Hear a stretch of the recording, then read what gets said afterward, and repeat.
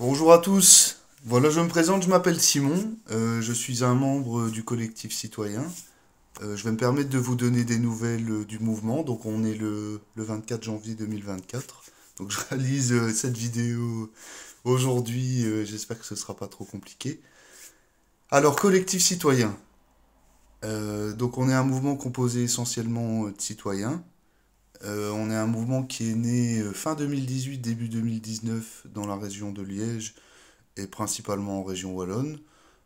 Nous avions les élections communales et provinciales d'abord, et puis ensuite les élections fédérales, européennes et régionales. Et donc, collectif citoyen, c'est né de listes citoyennes qui sont montées dans leur commune par des acteurs de terrain, et qui ensuite, après avoir fait les élections communales et avoir eu des conseillers communaux, par exemple Sprimont, Antine, Rémicourt, Aulne, enfin, si vous êtes de la région, vous devez connaître. Et, et ils ont décidé de se fédérer en un mouvement qui s'appellera Collectif Citoyen pour participer aux élections fédérales, européennes, fédérales et régionales de 2019. Alors, on n'a pas fait un score exceptionnel, on n'a pas eu de député malheureusement. On a fait quasi 22 000 voix au niveau fédéral et on a fait à peu près 28 000 voix, je pense, au niveau régional. Ce qui est pas mal pour une première élection parce on était des inconnus complètement. Et donc aujourd'hui, ben, on est reparti. Ça fait 5 ans qu'on a continué à travailler, à avancer. Et aujourd'hui, ben, je vous donne des nouvelles au niveau des élections et de ce qu'on a prévu pour 2024. Donc nous, on a déposé toutes nos listes. Donc pour le niveau européen, pour le niveau fédéral et pour le niveau régional. On se présentera dans toute la Belgique, c'est-à-dire dans les trois régions, donc Bruxelles, Flandre, Wallonie. Pour les élections fédérales, vous devez savoir que du moment où vous êtes domicilié en Belgique, vous pouvez vous présenter dans n'importe quelle circonscription électorale. C'est-à-dire quelqu'un qui habite Anvers, par exemple, peut se présenter sur une liste fédérale dans le Luxembourg. Alors au niveau des régions, c'est différent. Au niveau des régions, vous devez y être domicilié depuis plus de 6 mois, avant la date des élections. Donc à bien prendre en compte. Et donc, vous pouvez être sur une liste régionale. Alors, c'est-à-dire, par exemple, bah, vous prenez la région Wallonne. La région Wallonne, vous avez, par exemple, 11 circonscriptions. Ben, on va prendre la circonscription de Nivelles, qui est au Brabant-Wallon. Alors, les gens de Nivelles, par exemple, pour la liste régionale de Nivelles, ça ne doit pas être forcément des gens qui habitent Nivelles. Ce sont des gens qui doivent être domiciliés en région Wallonne depuis plus de 6 mois avant les élections.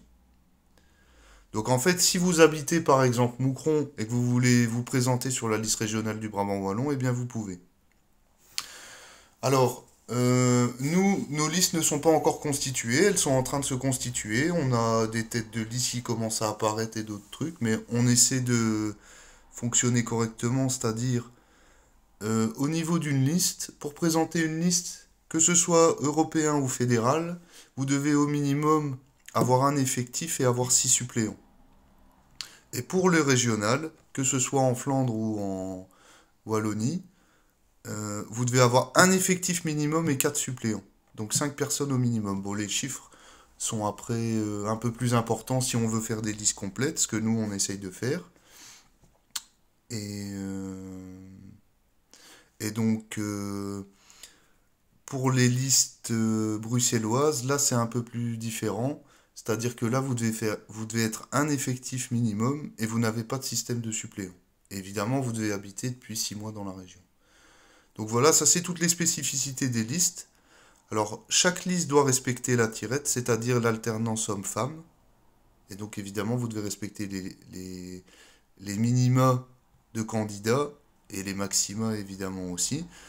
Alors, les listes sont à rentrer au format numérique jusqu'au 13 avril et en format papier jusqu'au 14 et 13 avril 2024. Euh, Voilà. Donc vous pouvez les remplir par l'application Martine. Ça, vous allez sur le site IBZ du gouvernement, vous aurez toutes les informations là-dessus, les conditions d'éligibilité. Ou alors vous nous envoyez un petit mail si vous avez des questions, ou vous appelez votre coordinateur qui est la personne de référence pour vous dans le mouvement. Enfin, en tout cas, qui peut vous fournir toutes ces informations facilement, ou vous envoyer vers la personne qui saura vous aiguiller si vous avez des questions. Et voilà, donc nous on a préparé toutes nos listes, on est, on va dire, en ordre de bataille comme on dit, et voilà. Alors, si vous avez envie d'être candidat, on vous invite à envoyer un mail à l'adresse candidat sans s @collectifcitoyen.be. Vous indiquez quel niveau vous intéresse. Alors, ce qu'il faut savoir aussi, c'est que vous ne pouvez pas vous présenter à plusieurs élections. C'est-à-dire que si vous vous présentez pour une liste européenne, vous ne pouvez pas vous présenter en même temps pour la liste fédérale dans une autre circonscription. Donc, vous devez choisir une élection. Il y a trois niveaux possibles, européen, fédéral ou régional. Si vous avez des questions par rapport à votre lieu d'habitation, est-ce que vous pouvez vous présenter, les conditions d'éligibilité, ben, vous nous envoyez un petit mail à l'adresse candidat@collectif citoyen, on vous expliquera tout ça. On a des tableaux qui sont faits, on a beaucoup de trucs, on peut prévoir des séances d'information aussi.